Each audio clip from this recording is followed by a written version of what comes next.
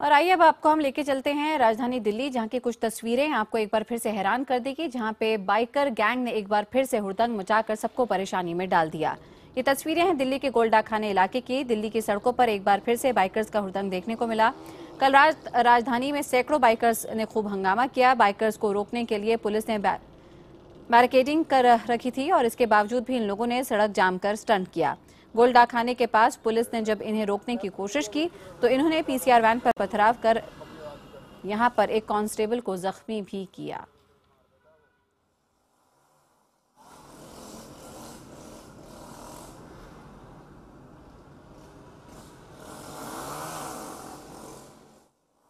आराम से मत, तुम जोश में क्यों आ रहे हो? मेरी समझ वो निकल जाएगा इतने में। और इस खबर पर ज्यादा जानकारी के लिए सीधे रुख करते हैं हमारे संवाददाता पुनीत त्रिपाठी का। पुनीत, और क्या जानकारी आपके पास? आ, जी देखिए, ये बीती रात जो है नई दिल्ली का जो लुटियन इलाका है उस इलाके में बाइकर्स जो है छोटे छोटे ग्रुप थे इनके 10-12 बाइकर्स के अलग अलग ग्रुप अलग अलग इलाकों में ये पूरी रात जो है स्टंट करते रहे।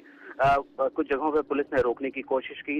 गोल डाक खाने के पास जो इनको पुलिस ने रोकने की कोशिश की तो इन्होंने पत्थर भी फेंके, पथराव भी कर दिया, जिससे एक पीसीआर टूट गए, उसके शीशे टूट गए और साथ ही एक पुलिसकर्मी जो है वो घायल हुआ है।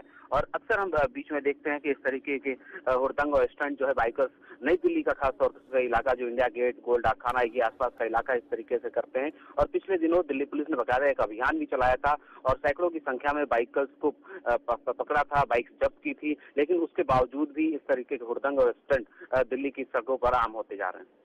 बिल्कुल पुनीत, और आपको याद होगा कुछ महीनों पहले का पिछले साल का एक मामला, जब इन्हीं बाइकर्स पर काबू पाने के लिए किस तरह से एक बाइकर की जान चली गई थी पुलिस कार्रवाई में। जी बिल्कुल, ये खतरनाक उनके लिए तो है ही है जो स्टंट कर रहे हैं, साथ ही जो सड़क पर निकले हैं, खासतौर पर इंडिया गेट के आसपास का इलाका अगर कहें तो देर रात तक वहाँ पे लोग फैमिली के साथ जाते हैं, वहाँ पे रात में रहते हैं। और उन इलाकों में ज्यादा खतरनाक दूसरे लोगों के साथ भी है कि जो बाकी सड़क पर निकले हुए हैं। और पुलिस लगातार ये कोशिश करती है, बाकायदा ट्रैफिक पुलिस ने, नई दिल्ली पुलिस ने एडवाइजरी भी कई बार जारी की है, सड़क पर रोक करके इनको रोकने की कोशिश की है, चेक किया है, इनका चालान किया है, लेकिन उसके बावजूद भी ऐसी घटनाएं नहीं रुक।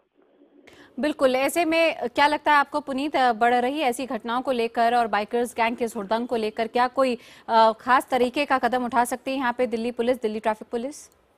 अब बिल्कुल जिस तरीके से बीती रात को घटना हुई है, ये उम्मीद की जा रही है तो एक बार फिर से दिल्ली पुलिस कोई अभियान चलाएगी। और लेकिन पुलिस के पास ये कोई रास्ता नहीं है कि आखिर इसको रोका कैसे जाए पूरी तरीके से। अगर पुलिस अभियान चलाती है, थोड़ी सख्ती दिखाती है तो थोड़े दिन ये बाइकर्स जो है वो शांत रहते हैं, वो सड़क पर नहीं आते। लेकिन जैसे ही पुलिस जो है वो ढिलाई बरतती है, वैसे ही फिर से सड़क पर आकर के इस तरीके से हुड़दंग मचाना शुरू कर देते हैं।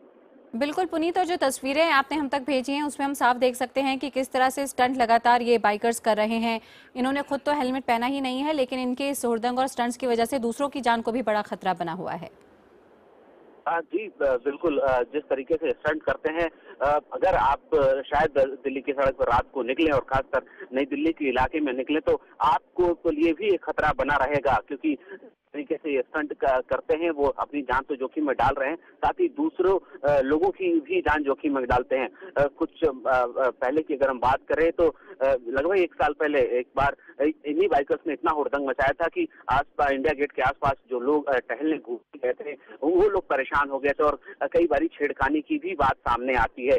तो निश्चित तौर पे पुलिस को एक रणनीति बनानी होगी कि कैसे इन बाइकर्स पर पूरी तरीके से लगाम लगाया जा सके कि ये दिल्ली की सड़क पर इस तरीके के स्टंट और हुड़दंग ना मच सके।